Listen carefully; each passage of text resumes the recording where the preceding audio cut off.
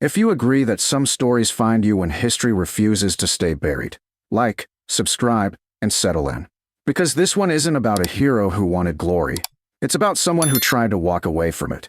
They said she wasn't a soldier anymore, that her duty ended years ago with a field report signed and sealed in dust. To most, she was just Mira, the quiet woman who fed the strays by the west wall every morning. But stories, the real ones, have a way of hiding in plain sight. And sometimes, all it takes is a forgotten voice crackling through static to wake them up again. When the old man died, the one who lived in room 207 of St. Alaric's Veterans Home, no one noticed at first. He hadn't spoken in weeks, and the nurses said it was a mercy. On his nightstand sat a shadow box, locked tight since 1972. His nameplate read Colonel J.D. Vale, though few of the staff knew what the initials stood for. When they finally opened the box, they found medals no one could identify, insignia that didn't match any current branch, and a single letter, yellowed with time, signed by a general whose name had long been erased from the rolls. The letter began simply. She wasn't supposed to be there. That's where I come in. Because I was there, not when the letter was written, but when the story it describes began to unfold again, 50 years later, on the outskirts of what used to be a city and was now something closer to a scar. Her name was Mira Vale, late 20s, though her eyes carried 3 lifetimes' worth of exhaustion. She had a face that belonged to the past, not because it was old, but because it looked like something carved out of memory. The kind of person you'd think you'd met before, though you couldn't place when or where. Every morning, before the first sirens, she'd slip through the checkpoint at Sector West, a patch of ground no one cared to defend anymore. It was the edge of everything, the front, the ruins, the silence. She'd carry a small canvas pouch filled with dry kibble, a dented thermos, and a little red radio clipped to her belt. She'd kneel among the rubble and pour food into chipped bowls, whispering to the stray cats that gathered like ghosts around her feet. To anyone watching, she looked like a civilian clinging to kindness. But if you paid attention, really paid attention, you could see the discipline in the way she moved, the sharpness in her stillness. Her head would tilt every few minutes, not toward the cats, but toward the horizon, listening, measuring distance, counting seconds between the echoes of artillery like someone who'd done it before. No one knew where she came from. The locals called her the Catwoman of Sector West. The soldiers at the outpost called her Miss Mira, though they whispered that she had once worn a commander's stripes. She never confirmed it, never denied it, either. And then came that morning. The light was pale, barely a suggestion of dawn. Mira crouched beside a rusted water tank, shaking out the last crumbs of food. Around her, the city seemed to be holding its breath.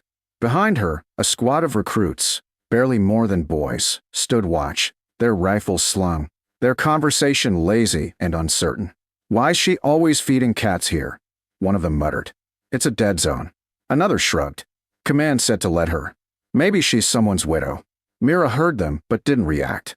She was used to being mistaken for less than she was. That was the point. Then, crackle. The sound sliced through the morning like a blade. Her radio came alive with static, the kind of sound that makes the back of your neck tighten. "Commander, enemies sighting. Sector West perimeter, multiple signatures moving east." The young soldiers froze, eyes wide, rifles half raised. "Commander?" They looked at her as though she had just grown a second shadow. Mira stood slowly, dusting off her knees. Her face didn't change, but something in her eyes hardened. The cats scattered, hissing at nothing visible. She brought the radio close to her mouth. "Copy that," she said, calm as still water. "Mark coordinates and hold position. I'm en route." The recruits exchanged glances, uncertain whether to salute or run. "Ma'am," one stammered. You're a commander?" Mira didn't answer. She reached into her pocket, pulled out a small piece of dried fish, and laid it gently beside the smallest kitten trembling near her boot. Then she looked to the west, to the smoke beginning to curl beyond the broken rooftops, and started walking. Behind her, one of the boys whispered, "What the hell just happened?" None of them knew. Not yet. But the man who'd once commanded their fathers had written about it, long ago, in that letter found in the old man's room. It described how the Western Front collapsed not because of betrayal, or strategy, or chance, but because one woman went back to the field when everyone else thought she was gone. And as the wind picked up, carrying the faint echo of gunfire. The cats scattered into the ruins, disappearing one by one. That's where it began again. 50 years after the ink had dried, 50 years after the war had supposedly ended. Mira Vale, the woman who fed strays at the edge of the world, was back in command. The first shell landed half a kilometer north, close enough to shake the ground beneath Myra's boots, far enough that the shockwave only stirred the dust. The soldiers ducked instinctively, shouting, scattering for cover. Mira didn't move. She just raised her gaze toward the smoke, her hand steady on the radio. "Report," she said. Static hissed, then a voice came through, thin and panicked. "Multiple contacts. Unmarked armor units. West approach." They came out of the fog. We didn't even. The transmission cut off with a sharp burst of interference. Mira exhaled slowly. Not fear, calculation. She turned to the squad behind her. "You three," she said, pointing, "find the nearest comms relay and patch me to command. The rest, get those civilians out of the perimeter. Now." The recruits hesitated. None of them had been trained to take orders from a ghost of the old war, from a woman who wasn't supposed to exist on any current roster. But something in her voice left no room for debate. They moved. She started walking toward the western wall, her stride even, her breath controlled. Each step took her closer to the sound of distant engines, the kind that growled with mechanical hunger. The city around her was coming alive, not with life, but with the memory of it. Windows flickered as people rushed to shelter. Somewhere, a dog barked once, then fell silent. Mira reached the edge of the sector, a shattered bridge that had collapsed years ago, and crouched behind a half-buried truck. She lifted a small monocular from her belt and peered through the haze. Shapes moved beyond the smoke. Not uniformed soldiers, not vehicles she recognized. Her stomach tightened. The reports were true. They weren't one of theirs. Her hand went to the inside pocket of her jacket, where a small tag hung from a thin chain. The metal was worn, the engraving faded, but the number still visible. 2173, her old command ID. She slipped it around her neck. Behind her, the recruits were shouting again, calling for orders. She didn't answer right away. Instead, she pressed the radio to her lips and spoke low. "Sector West to command. Hostile presence confirmed. They're not regulars. I repeat, not regulars." No response. Only static. She knew what that meant. The line was dead, or worse, jammed. Mira adjusted her grip on the radio, then stood, scanning the street. "If you can hear me," she said softly, though no one was near enough to listen, "you hold this ground until I say otherwise." Another shell screamed overhead, slamming into the far end of the street. The sky burned briefly orange. And then, through the smoke, she saw them, figures advancing in perfect formation, faces hidden behind mirrored visors. They moved like soldiers, but not human ones. The way their steps synchronized made her chest tighten with something between dread and recognition. She whispered under her breath, "Not again." Mira reached for the rifle slung across the abandoned truck, checked the chamber, and took aim. The metal felt strange in her hands, too familiar, too right. She hadn't fired a weapon since the day she left the army, but her body remembered. One of the recruits stumbled up beside her, gasping. "Ma'am, command's not responding. What do we do?" She looked at him, eyes steady, voice low. "We hold." The first shot rang out. And somewhere far away, in a dusty office filled with forgotten files, a signal light on an old radio flickered to life. A faint pulse repeating one word across the static. "Commander." The wind changed first. Mira had always known how to read it. The way it carried the tang of cordite, the faint iron smell before the storm of war. The smoke rolled low over the west wall, curling around the gutted buildings like something alive. The squad beside her was breathing hard now, their fear sharp and metallic. They were young, too young, but they followed her word like it was the only solid thing left in the crumbling world. "Stay low. Count to 3 before you move," she said, her voice even. "No heroics. We hold this street, nothing more." The first of the enemy units broke through the haze, black armor without insignia, visors blank and mirrored. Their movements were too perfect, too synchronized. Not drones, but not human, either. Something in between. She'd seen this before, long ago, in a classified project the world had buried after the last war. They were prototypes. Echo units, she whispered, almost to herself. The young private beside her blinked. Echo. Copies of soldiers who never came home, she said.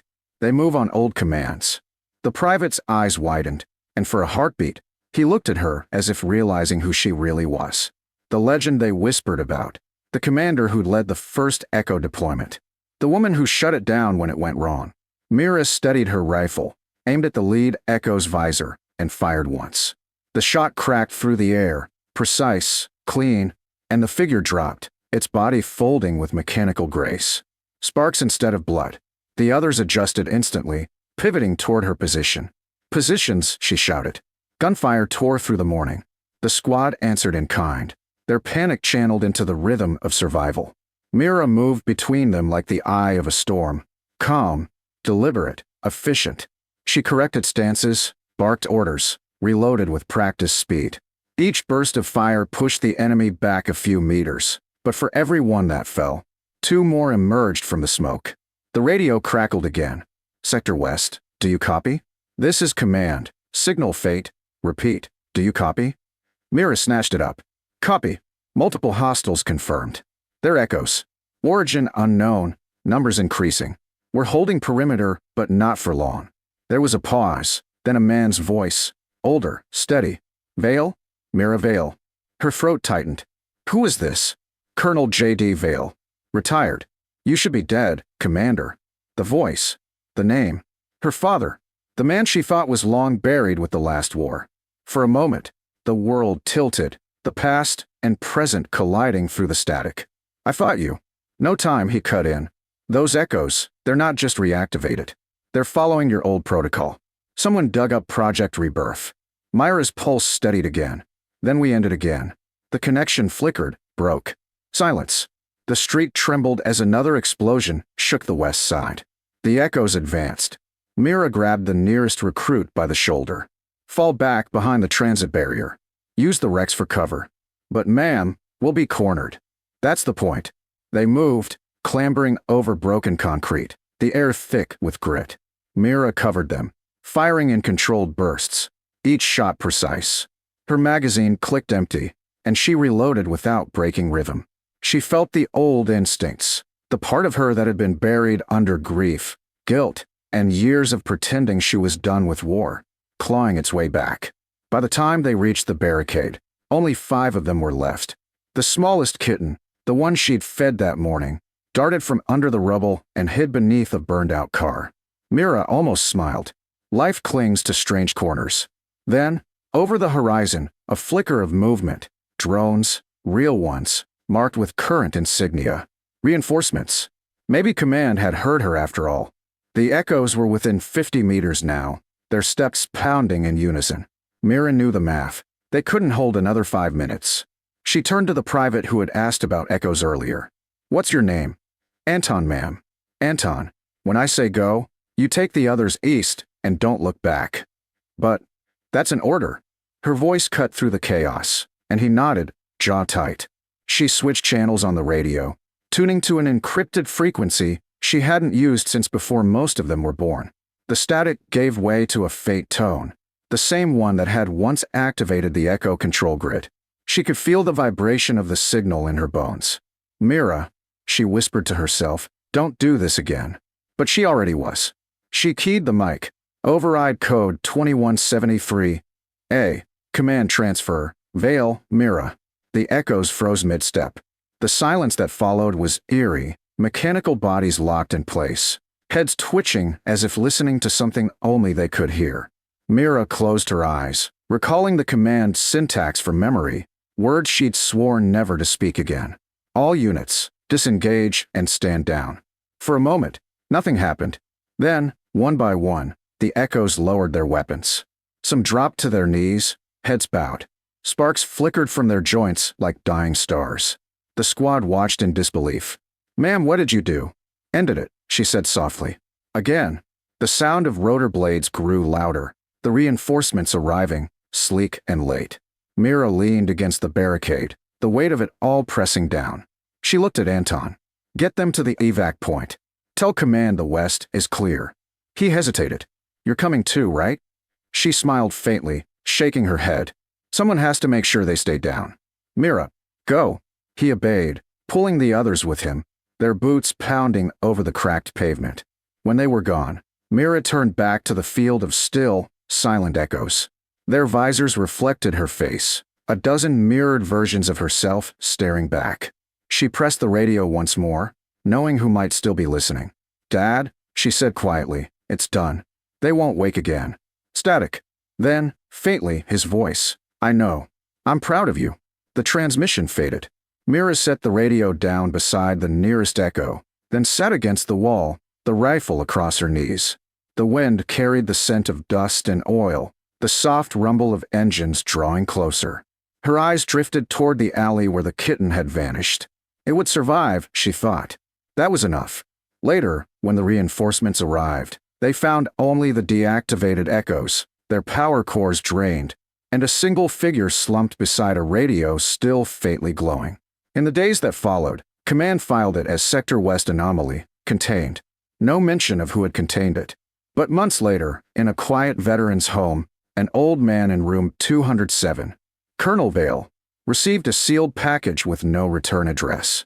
Inside was a cat's tag, a faded service ID marked Commander Mira Vale, and a handwritten note in his daughter's script. "Some things never die, Dad. But someone has to stay to keep them quiet." He placed the tag into the same shadow box above his bed, locked it, and never opened it again. And when he didn't wake up one morning, they found the box beside him, medals no one recognized, insignia erased from history, and a letter signed by a general. It began simply. She wasn't supposed to be there, but she was. And because she was, the world had one last quiet morning.